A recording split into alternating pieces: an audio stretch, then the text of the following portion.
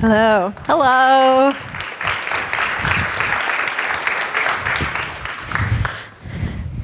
So I guess I'll start off. It's such a great pleasure to be here in Chicago at the festival, and to have this topic be a part of that and seen as part of the humanities. And I'm so glad that you all came out on this rather cold Sunday before some big athletic competition, I understand, but I don't know anything about that. And I'm also just so thrilled to meet Katie Watson and be able to have this conversation with her. This is a wonderful book. I want you all to buy a copy and to read it. I thought I knew a lot about abortion. I learned things from this book because Katie has done the very rare thing of not just writing about abortion as an abstract issue, an issue of politics, an issue of women's rights and fetal rights and all like that, but she actually has a lot of interesting information about how abortion works out in practice, in hospital settings, in medical practices. What are the effects of these laws that get passed so blithely? What is the effect of stigma, which we're going to talk about in a minute? And so I was just, and she has a lot of anecdotes from people that she knows, people that she interviewed. It's really, although it is an academic book, it doesn't feel like an academic book for a minute. There is no jargon in this book. And it's very readable, very lively, and it's great. It's just terrific. I was so impressed. So I want to start off, since you call your book Scarlet A, which is, of course, an allusion to the Scarlet Letter by Nathaniel Hawthorne, which we all have had to read possibly more than once. And it's a good book, very good book.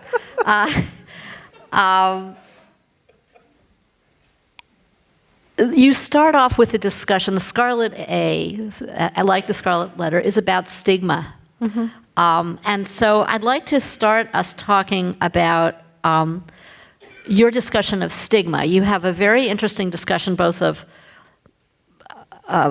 stigma as we usually understand it, where you feel ashamed because other people shame you, mm-hmm. But also structural stigma. So could you talk a little bit about that? Sure. So in the classical sort of 1960s sociology definition of stigma, it's an individual thing and it's person-to-person interaction, right? So think of someone, a white person passing an African-American person in the 1950s and muttering a racial epithet, right? That's a stigmatizing moment.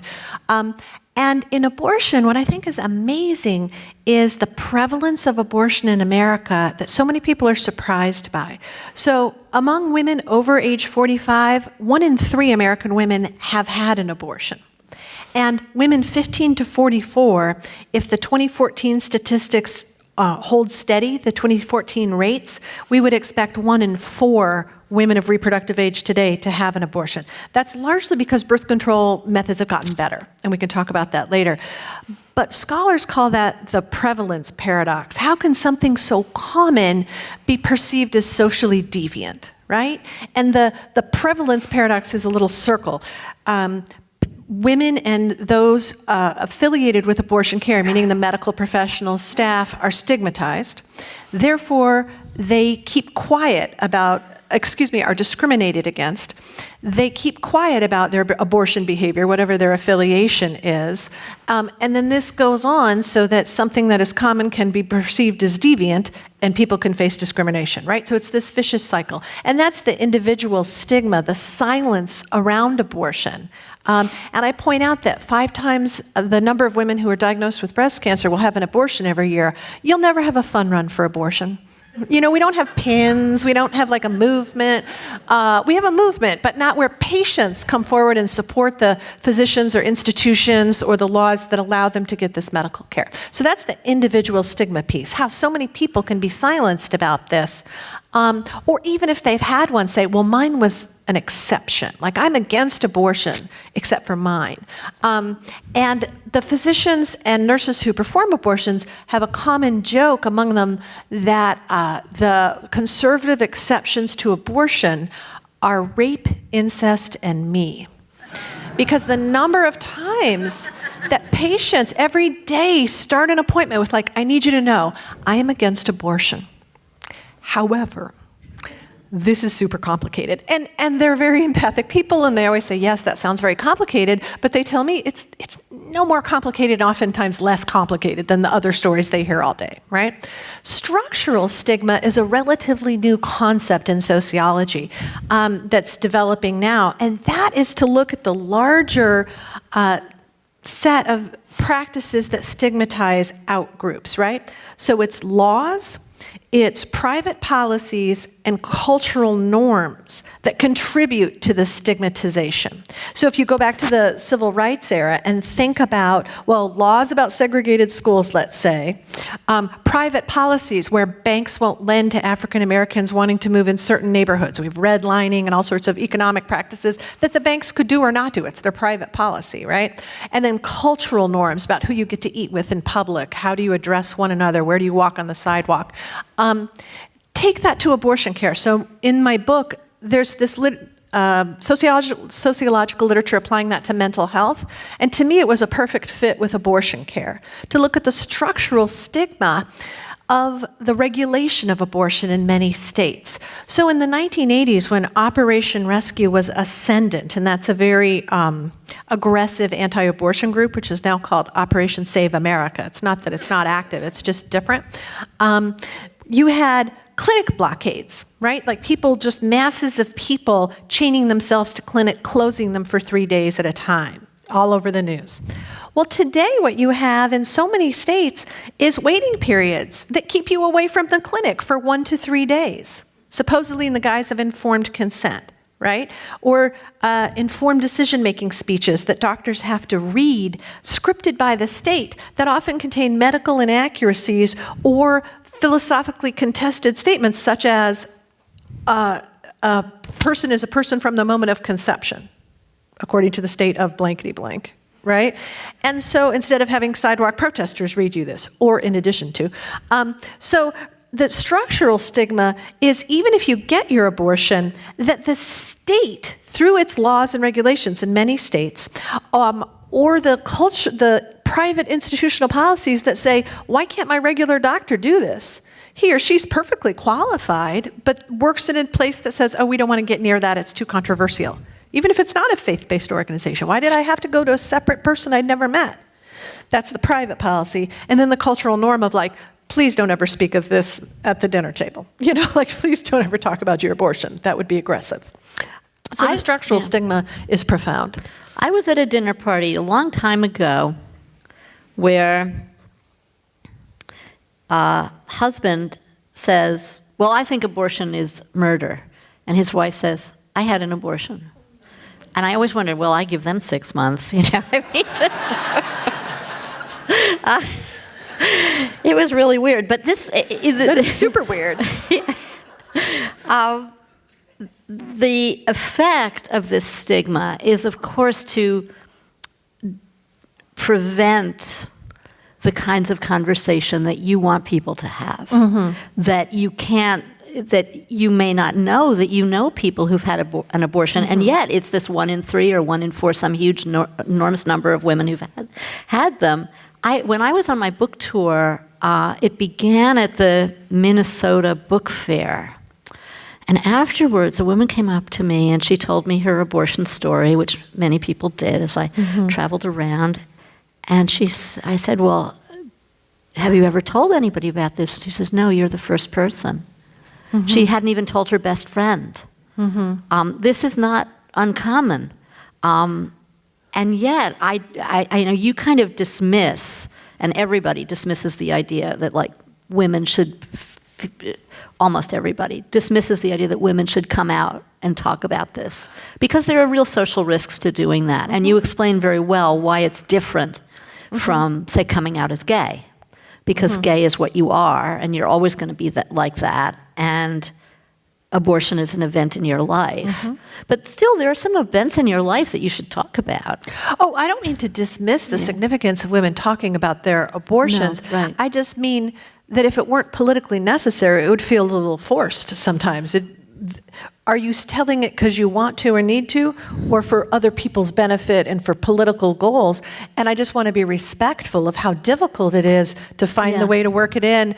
And not everybody walks around thinking, though perhaps they should, well, I had access to this service, and so on behalf of 1,000 strangers, I'm going to talk about it and take the heat. So the distinction I was making is, if you live in a climate in which you come out as gay, just to use the analogy, where you might suffer discrimination based on revealing your status, the hope is you will also enjoy benefits from revealing your status, right? That other people will be like, I don't care, or that's great, or I'm gay too, guess what, or whatever it is. And there'll be benefits to you and people you know. I think with abortion, the idea is that's an event that happened in the past, so what's the benefit to you now talking about it? I would like us to have a larger spirit of affiliation with one another as women, couples, families, and people, in which we perceive that as a benefit to myself to live in a free society in which other people got to make the decisions, whichever fork in the road they followed, that I did. I would like people to feel that same sense of community, but they don't necessarily. So I just wanted to be respectful, but I think that storytelling is so powerful. The other distinction I make is public versus private storytelling. So there's a lot of encouragement for people, and appropriately and wonderfully, to tell their abortion stories in the media, on the internet, anonymously. A lot of those web pages are anonymous. There's always a sort of political motivation to that, which is great. But I think if you already disagree with the position, a stranger anonymously telling it on the internet is less likely to sway you. But to go back to the gay rights analogy, if you're someone who struggled or was homophobic, but then your cousin Bob told you the great news about his roommate Jeff, you have some work to do. You have to integrate that because you already know and like and respect Bob.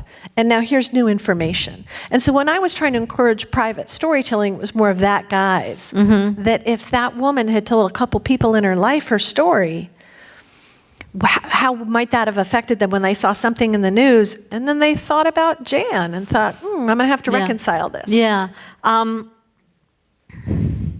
Another effect of stigma, though, is people don't realize how common abortion is. They think they're the only one, and the other sluts at the clinic that day. They think that abortion is quite rare. They think abortion is something that typically happens when you're like a day before birth. And if more people knew, and they think also, women who have abortions, I mean, okay, what do people think about them? They think, well, they're sluts. They hate children. They're cold-hearted career women. Or they're teenagers or young 20-somethings who just want to have a lot of sex. Like you'll remember when Rush Limbaugh talked about birth control as if every time you had sex you took a birth control pill. I mean, he just thought it as something that like would be for very promiscuous women.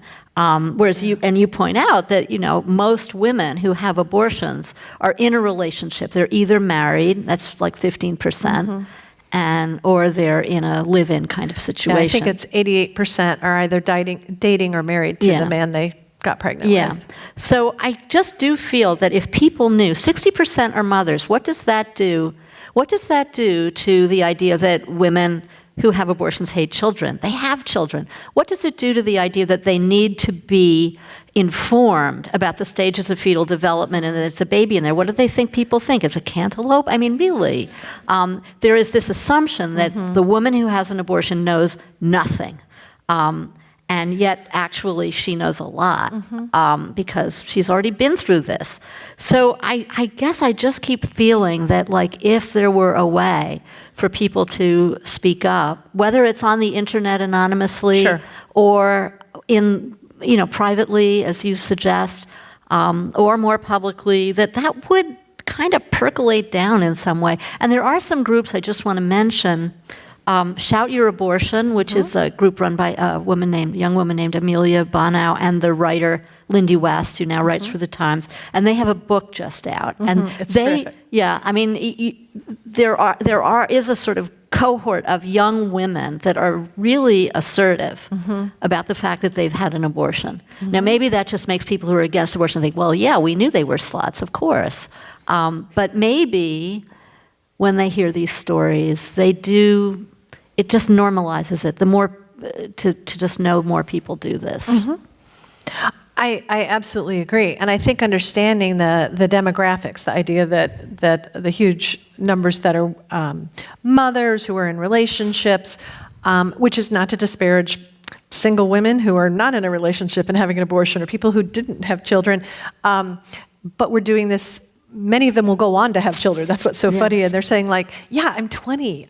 This doesn't, and I barely know this guy. This seems like a bad deal. I want to be, there's a different kind of mother I want to be when I have a job and a stable relationship. So it's almost in defense of future children and a vision of maternity. Yeah. But it's pulled away from that.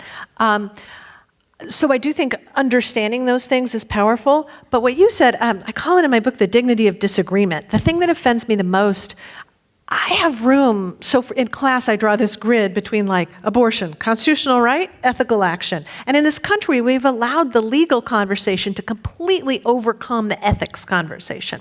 For me, constitutional right, yes, Roe versus Wade was correctly decided.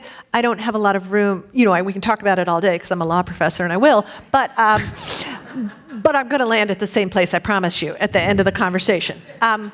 Constitutional right. But I have a lot of room to talk about whether it's an ethical action or not an ethical action, and I have a lot of room in the spirit of pluralism. You and I don't need to agree. That's fine. Have an abortion, don't have an abortion. That's your life, and I think that's what that constitutional right is about protecting, is actually individual rights of conscience. We usually associate conscience with refusal to do something versus a conscientious act to do something. And if you think that an embryo, and I use the word embryo because 80% of abortions happen before that transition from embryo to fetus, whether you think that's significant or not, I just use the correct medical term for those for whom it's relevant. So just to stick there, if you think an embryo has little or no moral worth or value, or that it is significantly outweighed by your own worth or value and plans, then okay, great, it's legal. If you don't think that and you have a reverse analysis, great, I support you, and I want to support all the social mechanisms that say, be that single parent, be that young parent, be that person with 7 children. I want to support that. I have room for that, right? But what these laws do is rob women of the dignity of disagreement, is what I call it. It's like, if you understood, you would be against abortion. If you understood, you wouldn't be doing that. And that, it's one thing to just clash and disagree. It's another thing to infantilize and say, it's like when people say, you're not listening to me. And it's like, no, I heard you. Yeah. I disagree. That's why we're still talking, It's the legal version of, you're not listening. We heard you. This brings up something, a very interesting aspect of your book, which is that the one anti-abortion person that you interview and quote is Sidney Callahan, who is one of the founders of a group called Feminists for Life and is a big Catholic anti-abortion person. And you go to her home to her house, which you describe her lovely living room, and thought, it looks like my living room, great, And in the end, she says, you ask her, why do you feel this? What are your grounds for this? And she says, I just know. And I'm thinking, after all this, she's been doing this for decades, and the best she can do is, I just know. I was astonished by that. This is a woman who has been writing about against abortion and co-founded an anti-abortion organization for decades. And I'm thinking, okay, you know that, I know this. Where are we then? We're just right where we were before we had this conversation. And I want to ask you, speaking of Feminists for Life, about this thing we were talking about backstage, which is a lot of the propaganda against abortion is false. It is not true that abortion causes breast cancer. It is not true that there is such a thing as abortion trauma syndrome or abortion regret syndrome. These things have all been refuted with many studies and science and all like that. And yet, Science and stuff. Science and stuff, yeah. Science and all that. Yeah. Kathy, this question sounds like you think that science should be persuasive. I know, that's very foolish of me. The premise isn't it? of your question. Yeah, I know.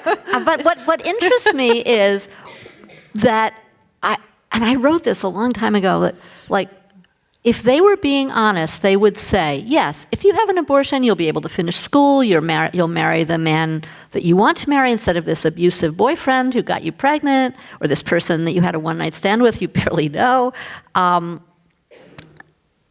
You will be able to take better care of the children that you have, which is all the children you feel you can take care of. It'll be really good for you to have this abortion, but it's still wrong, and you should accept that suffering. They never say that. What they try to persuade you is that you will be better off and happier, that you will, it's all going to work out, it'll be okay. Here's this woman over here, she thought she couldn't handle it, but you know, God doesn't give you things you can't handle it. And and she did go to school, and now she's having a wonderful life. These are the stories that anti-abortion people tell, optimistic stories where it all works out. And I think that I would respect them more if they said, no, you have to embrace your suffering because that's the moral thing to do. But they don't say that. Well, it's a poor sales technique. Embrace your suffering, yeah. Right? Like, I mean, so rhetorically I get, I mean, so I'm in no way supporting false claims. But it is true that people are resilient, and they often make things work out. Though you absolutely will have circumstantial changes, the idea that I think that the honest argument would be that you shouldn't do this because under this worldview, blastocysts and embryo have the same moral value as you and I, and that's murder. And in order to get those gains that Katha just described, I trust, without having met all of you, that no one in this audience would say, you know, I would have to drop out of school if I don't shoot this other adult in the head. I would have to be in relationship with this boyfriend. I don't know that I want to keep talking to him for the rest of my life if I don't shoot this other adult in the head. Everyone in this audience would be like, I don't understand this situation where I have to choose between these things, but of course I'm not going to kill another person for these other things. It's because they don't perceive that embryo as the equivalent of you and I. Right? That's what makes that okay. And so the opposite argument would be like, no, you have to perceive that as if you're killing another adult, right? And yet, and this is another very interesting feature about the anti-abortion movement, although they describe it as murder, they also say the woman shouldn't be punished. Now, in real life, women are punished all the time for their decisions in pregnancy. And in countries where anti-abortion people rule the roost, women do go to prison. There are women in prison in El Salvador, in Nicaragua, and some in Nepal, and all like that.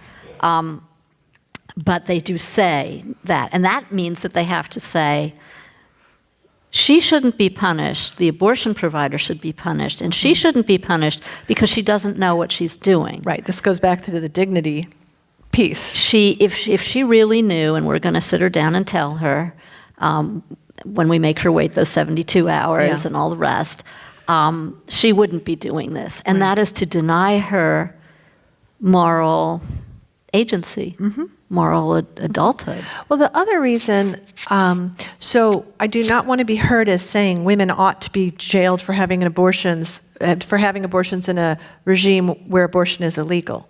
It is also the case that it doesn't make a whit of sense that they wouldn't be, right? If it's murder, it's murder. So isn't the person who does the action usually, and when it's a collaborative action with a physician, wouldn't that ordinarily be the case? I think the reason that that's not usually pursued is not compassion. It's because then you'd be putting 25% of the American women's population in jail, and that doesn't fly. Who takes care of their kids? What does that look like on the front page of the newspaper? So it's a political expediency. Those who support it would say, well, no, it's like arresting drug dealers, but not users. And we could have a lot of conversations about how you do this, but in terms of moral agency, it is hypocritical. I have to say, I love Sydney Callahan as a person. She's a terrific woman, and she means what she says. She has a PhD, she has 6 kids, she walks the walk, she's very smart. The thing that she and others like her, where I have trouble, is that response came up, and when I said, well, she's someone who believes it's ethical to use birth control, and birth control should be legal, contraception should be legal. And I said, well, what if someone agreed with you, but stopped where they said that preventing, having non-procreative sex and doing anything that prevents the union of egg and sperm is immoral and should be illegal? She said, well, they're just wrong. And I said, well, what if someone said the same thing to you about abortion with the embryo, in the moral status? And she said, well, but I'm right. I just know. And for me, it's that slippery slope of who gets to decide, and why we're still back to issues of faith and conscience, that's between you and your conscience, or you and your religion or spiritual beliefs.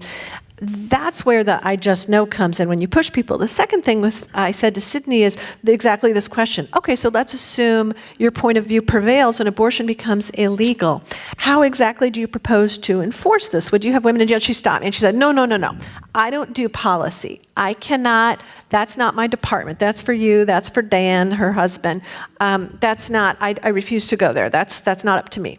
And I think Michelle Oberman has a terrific book now about El Salvador, where abortion is completely illegal and totally prevalent with black market medication abortion, which is legal there. It's on label for ulcers, so you just have an ulcer and pay $15 in an open air market. And the idea that, but people get punished when they have later term miscarriages because then it looks like you took the pills because there's evidence. So it's a horrible system. I think that's a huge problem when people say, well, I don't have to talk about the law or what it would look like. It's just a moral thing. And to me, that's the line where you say, my gosh, oppose it all you want. Persuade your neighbors. If your sister says she's going to have an abortion, say, hey, I want to talk about it with you. That's great. But that's very different than a legal proposal. Lastly, I just want to plug your book. So Katha wrote an unbelievable book that I cite several times in mine, and one of the most compelling points you make in here, and I think the most that should be more widely understood, is you make the amazing point that approximately 25% of all pregnancies end in miscarriage in the United States. And now that we can tell people are pregnant way earlier, we understand how high the miscarriage. It used to be just called, I got my period a few days late, and now it's called a miscarriage because people are so on top of their bodies.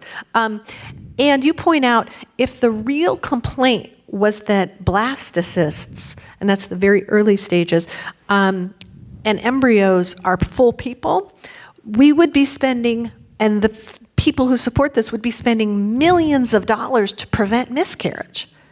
Because how many, I don't know the numbers of American pregnancies there, so you probably have in your book, that's like 1 million or something. I mean, I don't want to misquote, but that would be a lot of lives saved. And we're not spending a penny on that research. And I thought that was an amazingly lucid point. Well, this brings up another thing, and thank you for saying those kind of things about my book, which is we tend to talk about abortion as if it's about blastocysts, embryos, and fetuses. Right. We much less often talk about it as if it's about sex, religion, and women. Mm-hmm. But it does seem to me that those latter 3 components are pretty important, and that especially the part about religion and sex and women, that there's just this thing, we were talking about this before, that women, now they can do anything they want. They can have a baby, they can kill the baby, they can make the father support the baby, even if he doesn't want to have a kid. It's all so unfair. And now they have jobs too. And right, they took half our spots in medical school and law school. Exactly, and now there are more than 100 of them going to be in Congress. Yeah. It's just, I don't know, where's it all going to end? Right? There's 3 of them on the Supreme Court. It's getting tight.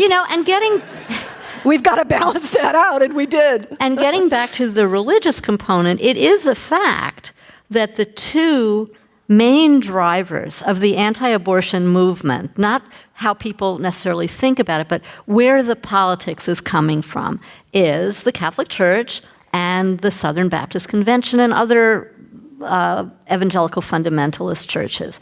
And it is also a fact that these are two extremely patriarchal institutions. The Catholic Church has no women in a position of authority, and the Southern Baptists have as an official doctrine that wives should graciously submit to their husbands and all that kind of thing. And so you just sort of, what about all the religions that say having an abortion is fine? You know, Dr. Willie Parker provides abortions in the South. He's a very religious Christian and wrote a wonderful book called Life's Work. And Jews believe that it's a baby, it's a person, it's a human, full member of the human society when it's born. And they don't go in for any of this embryo stuff at all, which doesn't mean that every Jewish person believes every abortion is okay, but it means it's not the same rationale at all. And so the only reason I believe that we are talking about fertilized eggs is because that is now the Catholic doctrine and has become, it didn't used to be, the evangelical Protestant doctrine. Abortion used to be okay under certain circumstances, and now they're up. The Catholics and the evangelical Protestants have gotten together on this. So I feel like, your book is so much about how we don't talk about the real issues, and I feel that is just so true. That is just crucial, and it spreads way beyond into the culture, way beyond even the things we're talking about. And I want to bring up, before we close, the subject, because this is one of the themes of the conference, the subject of the graphic representation of abortion. Could you say a little bit about that? Sure. Do you have any thoughts about that? Well, so abortion is legal, and it's been legal nationally for over 45 years since Roe versus Wade. And I think what we forget is so there's incredible pushback, incredible limitations, but at least today, as this is being recorded, we have that constitutional right. And before we had that right, I actually think the most graphic imagery was on the pro-choice side. So there's that famous picture of a woman named Jerry Santorum who's on all fours. She's dead, and she's naked in a hotel room, and she's bled out. And the situation was, she was a mother who fled a abusive marriage. She had a new partner. She became pregnant. She didn't want to be. They got a surgery textbook, went to a motel, and he tried to perform the abortion. And when she began hemorrhaging, he panicked and fled, and she died. And that was the picture that was in Ms. Magazine and spread around as why this has to be legalized, the public health argument. And it's really, images like that are very hard to look at. Or in hospitals across the country, they had something called septic wards. So when you have a blood infection, septicemia, very life-threatening infection, entire wards, not just for people with septicemia for all reasons, just for women who became septic from unsafe abortions. Just entire hospital wards of women having to be saved from this. So those were the images. Then when you flip it and you have safe legal abortion that's not entirely accessible, but is accessible to almost, we're now at the lowest numbers since 73, and it's almost 1 million women a year. The graphic representation goes on the other side. And so how the fetus, and I'm going to say fetuses because that's always the image, it's never, like that little embryo, have come to stand for abortion. And it's very difficult. It's very visceral. It's interesting. I've heard a physician who works in this area talk about how patients and activists have the luxury of ignoring the fetuses, and physicians don't, right? Physicians are the ones who are working with what's called the products of conception, everything that's in the uterus, and that it is something to be reckoned with. And those who oppose abortion have exploited those images very effectively, and it's very hard to respond to, right? So I think that's been horrible. I know a professor in Indiana who was asked to have a debate about abortion, and he thought that as the person who led the debate club and was a philosophy professor, it was his job to say yes to this, to have at a religious campus. And so the person who came to debate the other side put horrific images on the screen behind him and brought us a busload of children.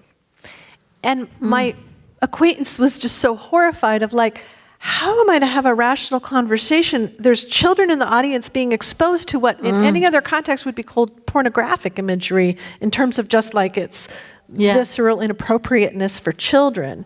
And I was so struck by that. Of like when you say any means necessary, you know, I'm going to show this imagery. But I think all of medicine is disgusting. Let me share that, like, I can't watch, I work in a medical school, and like, I was trained as a doula, and I almost passed out the first time I had to be in a C-section. And I almost passed out the first time I saw a baby being born, and I'd seen a lot of videos, and I was like, I know, it's really gross. It's gross. That's just an explosion of we've all seen Alien, we get the connection. That is awful, but it's beautiful because of what happens on the other side if we have a happy delivery, right? And like, you have to understand, cutting open someone's guts and exposing their viscera and to get a tumor out, that's for a good reason. But if you're not a physician and you haven't been acclimated to that, that's gross. And so I think those of us who are not in medicine have not been acclimated to seeing blood and guts, or unless it's our baby and we're like, it's beautiful. It's a beautiful outcome. I'm on board with that. We're not acclimated to that. So if I just shoved a lot of, other medical imagery in your face, you'd be grossed out too. Yeah, everything you're saying is so interesting. I was actually thinking too of just the way that you talk about this. To see the fetus, you have to erase the woman. It's inside, right? And so you can see one or the other. It's like the duck rabbit in philosophy. You can see the duck, you can see the rabbit, but you can't see them both at the same time. And we see so many examples of fetuses, and it's like they're floating. It's like the little spaceman in the rocket, and he or she is just floating in what? Floating in what?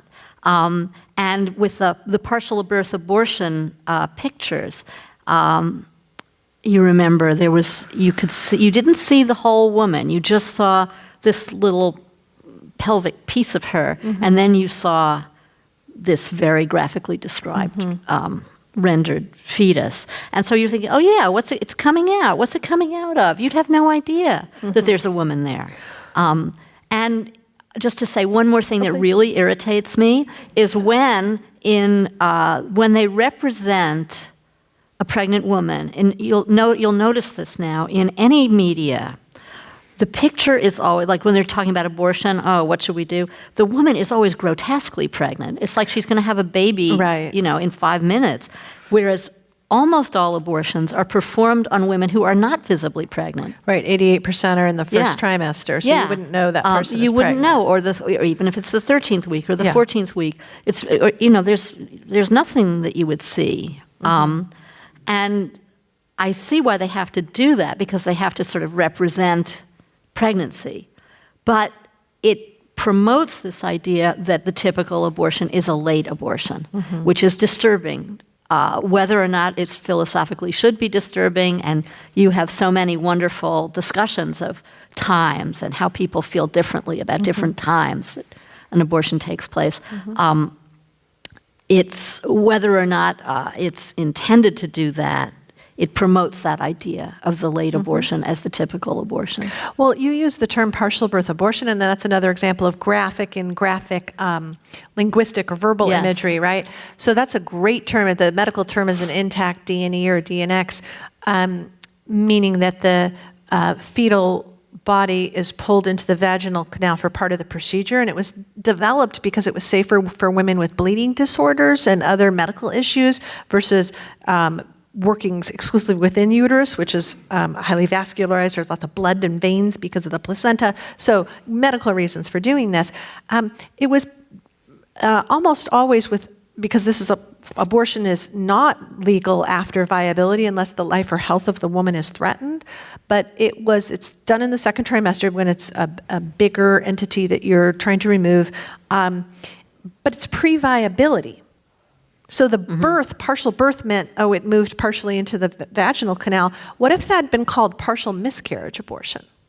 because none of those fetuses were going to survive. It was pre-viability, right? But that, again, doesn't make it right or wrong, whatever we call it, but how the language is so important. And on the language point, let me say how offensive, to your point about women being erased. I write about visiting the Museum of Science and Industry in Chicago, which I love so deeply, and because I'm a dork. And that they have an exhibit of embryos and fetuses in jars that I've loved since I was a child. Like, I was weirdly drawn to them as a child. That's really weird. It is super weird. Yeah, my mom gave me this thing called the Visible Woman. I think they probably wanted me to have the kind of job where I could earn an income, so they were trying to promote different income-earning professions at this point.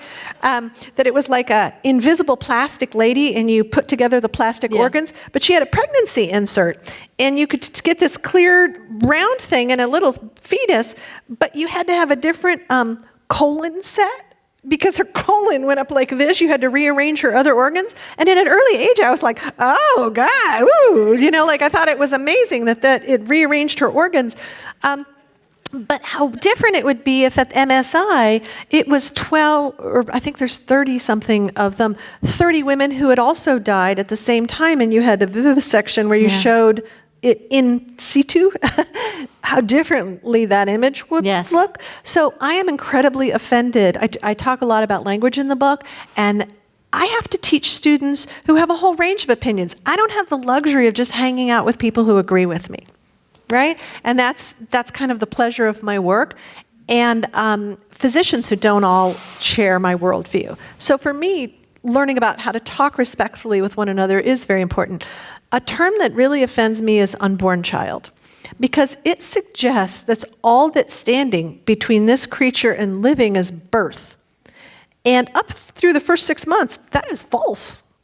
That creature will not live if it exits the woman's body. So that term suggests that it's just this birth thing that stands between it. And it's not. And it completely elides all the hard work and colon rearranging that is happening in there, as if this is not, it's the ultimate symbiotic and dependent relationship. Well, there's so much more to discuss, Trojan horses, Russian dolls, but now we have questions from the audience, question time. So we'll turn everything over to you all. And thank you very much, ladies. Thank you. Thank you. We're going to have mics circulating on either side of the theater. Go ahead and raise your hand. And I will say, in the interest of time, do try to keep your time to a question rather than statements, if we can. Thanks. So why don't we start right over there with you? Great. Hello, thanks. Probably about 4 or 5 years ago, I heard the feminist attorney Catherine McKinnon arguing that if we had argued, or if Roe had been argued as freedom of religion, under freedom of religion, rather than under right to privacy, that we would not be experiencing today the kinds of things that we are experiencing. And I wondered if you agreed with that, and if you did, what you thought would be different, or if you thought something would be different. That is a terrific question. I would rephrase her statement to say if Roe had been decided on freedom of religion, because Sarah Weddington argued every amendment in the Constitution. So in 1973, people weren't ready for that, and they also weren't ready for the equal protection argument, which I think today, if you were going to re-argue Roe, you would say it's a matter of equal protection. Men don't get pregnant, women do. Oh, this sounds discriminatory, and then we would be done, and we would go have lunch. But the freedom of religion argument has been advanced over time and in state courts too, and always gets shot down. And the reason is that there are people who oppose abortion who do not subscribe to a particular religion or do not draw it from a particular feeling like it's dictated by a religious rule. Similarly, just to use the example Katha used, Catholics actually get abortions at the same rates as everybody else in the United States. So I'm not that interested in my book in talking about religion, because which is it? Is it the practice? Is it the average person of religion X's belief? It is the doctrine. In Catholicism, it matters very much, because 1 in 6 hospital beds in the United States is controlled by Catholic healthcare. And so those rules get put into healthcare. Otherwise, I'd say preach what you want to preach, do what you want to do. So Catherine McKinnon is right that if it had been decided as a matter of free exercise of religion, we would be having very different conversations and not the same ones we'd be having today. But I forget the number. I want to say we're pushing 20 to 30% of Americans identify as atheists. And the freedom of religion has failed to capture a broader sense of freedom of conscience in its classically formed definition, right? And you understand why that is, thinking from colonies and beyond. So it's incomplete. I think it's part of the argument. So if I were going to re-argue Roe today, I would lean heavily on that, but I don't think it's the ultimate winner of an argument. Though conceptually and in dinner party conversation, I'm very interested in the freedom of religion and the freedom from religion. And we're really struggling on number 2 right now. Great. Why don't we go down here, John, if you can pass the mic. You talked about the reduction in the rate of abortion, which I thought also, in addition to better birth control methods, is under ACA, the Affordable Care Act. It's paid, birth control is paid for. And address the argument that if people who are anti-abortion want to slow down the rate of abortion and yet not make more birth control available. You know, it seems to me there's a contradiction because it's the same people who want to stop abortion also want to go back to the time when women have to pay out of pocket and for birth control. And if that's agree. Part of the argument. Yeah, so I agree with you. When Katha was referring to Russian dolls, in my book I use the analogy of, those little dolls within the doll, within the doll, within the doll. And if you have a rally and your rallying cry and posters are, women should be chained to the stove, not as many people come, and people yell back at you on the sidewalk. If you have a rally that says fetuses are people, like even those who disagree with you have been trained to be respectful. And sometimes that is just a Russian doll for women should be chained to the stove.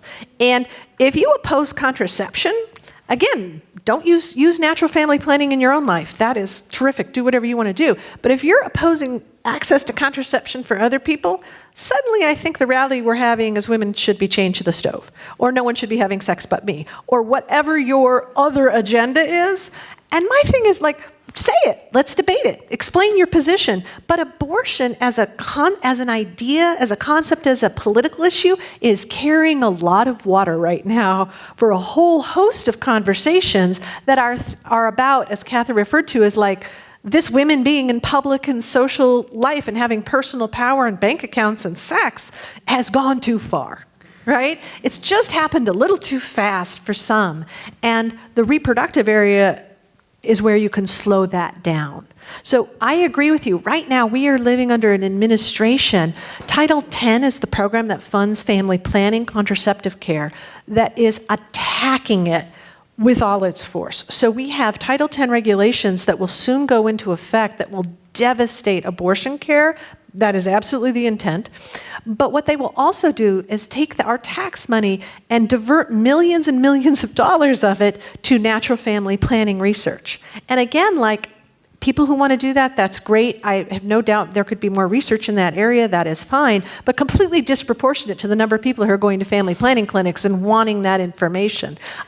So it is about forced childbearing, policies of forced childbearing. And every governmental restriction and ban on abortion is a policy of forced childbearing. Make no doubt about it. Every restriction on contraception is a policy of forced childbearing. And it's meant to keep women in a certain role, whether that's religious, social, political, whatever the motivation for it is. I just want to add to that in terms of these large transfers of huge amounts of money from birth control to natural family planning.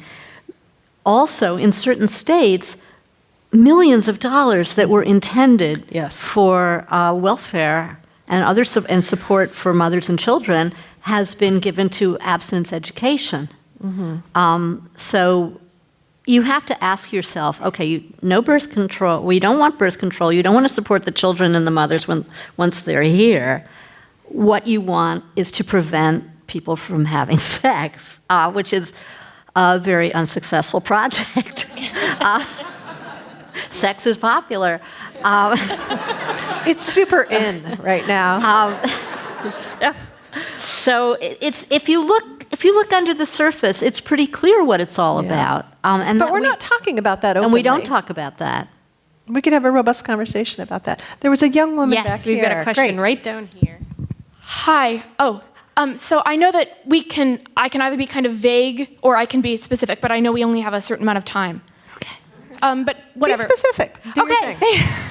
Thank you. So I just wanted to say, in the recent political climate, we've talked a lot about how hard it is to fight against people who don't believe in facts, and especially when the facts are right in front of them. So, like, I've talked with people in the past about how, abortion rates are lower because there's contraception available, and they'll claim that it's because crisis pregnancy centers or something ridiculous like that.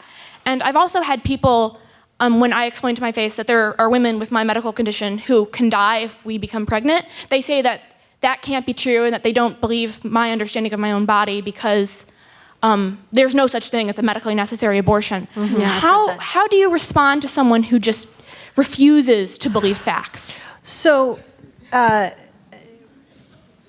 I have a couple of responses to that. One is sometimes we argue on the margins, right? So there are absolutely pregnancies that can kill someone. That's the vast minority of pregnancies. So, we could spend our time trying to talk about, is there such a thing and how do you manage it? And of course, the factual answer is absolutely there's such a thing. But what they're talking about is like, then we have this range between life-threatening, life-damaging, whatever. Is that really what's going to determine the abortion right? Right? Like, to me, the fundamental argument is she thinks it's morally acceptable and it lives in her body. Goodbye. We're done on the legal piece of it for me. So that's one thing we get hung up. But when you say they refuse to believe facts, sometimes I think people believe things, but it is inconvenient or it doesn't serve their position, so they refuse to accept. And that's a little different versus you're crazy versus you're intransigent. That's that you will not let go of this. So I think that the question is, why are we arguing? Are we trying to persuade one another, or are we trying to understand one another? And I don't want to be all Pollyanna, kumbaya, like if we just could understand each other, we could, but it would be a step, right? So do you understand why that person opposes abortion? And do they understand why you think it is whatever you think it is, morally acceptable, must be legal, a public health essential, whatever your belief is? Do you understand each other? Step one. And then given that disagreement, where could you go from there? And so I think we get locked in these very unproductive debates over a particular fact, and I'll keep arguing because I'm a lawyer and I can't stand this moment of well, up is down and black is white, so we're going to disagree. No, we'll talk about that more. But my larger question is why? Why are we talking about that right now, and what does it mean? How does it matter? We've got a question right over here. Hi. Given that you teach in a medical school, can you talk a little bit about the fact that less than 10% of OBGYN residencies train physicians in abortion procedures, and that they allow residents and medical students to opt out of those procedures, and how you think that kind of policy needs to be handled? Yeah. I don't know the number, so I can't confirm whether that's the accurate number. I think it's higher than that, the training, but I don't know for sure. The ACGME is the accrediting organization that accredits residencies, and it now requires abortion training. So they're getting up to speed. More residencies are doing more. There absolutely are opt-outs for residents who don't want to participate in for reasons of conscience. A good residency program will require them to participate in counseling and everything leading up to the abortion so they understand the procedure. But there's some residents will say, I can't even do that. That seems complicit. So training is a huge issue. It is improving. We're far from there to get physicians who are capable. The interesting part is many physicians who oppose abortion or won't perform abortions, OBGYN, but they perform in the context of miscarriage, okay? So it's medically would be called a missed abortion, meaning your water broke before viability. Either the embryo or fetus has died or it's alive, but you're at risk of infection. And so you empty the uterus for safety. And it's not passing naturally. So those physicians need that training in order to do even those procedures, and many of them are receiving that training. And that's part of the negotiation of, like, you want to be able to do this procedure when someone comes in, particularly if you're the only one in the area. So your point is very important about getting the training going. The positive in the training is now there's a fellowship program with family planning and abortion being an extra specialty. So there's a cadre of amazingly trained professionals that have been around for quite a while now, that do an extra 2-year fellowship just in family planning. And some of them are from those residencies. So if they went to Georgetown and they were at a religiously affiliated residency program, they're not going to get that training, or they have to make this huge effort to get it in clinics, but they can do a family planning fellowship. So it's interesting when we talk about stigma, the medical workforce being stigmatized as somehow not being real doctors or good doctors. Many of them are among the most elite, highly trained physicians in America. It's unbelievable how expert they are and academic they are at this point. So it's an interesting time in training as well. I think we might be out of time. We can have time for just one more question here. Great. Yeah. Great. Let's go up here.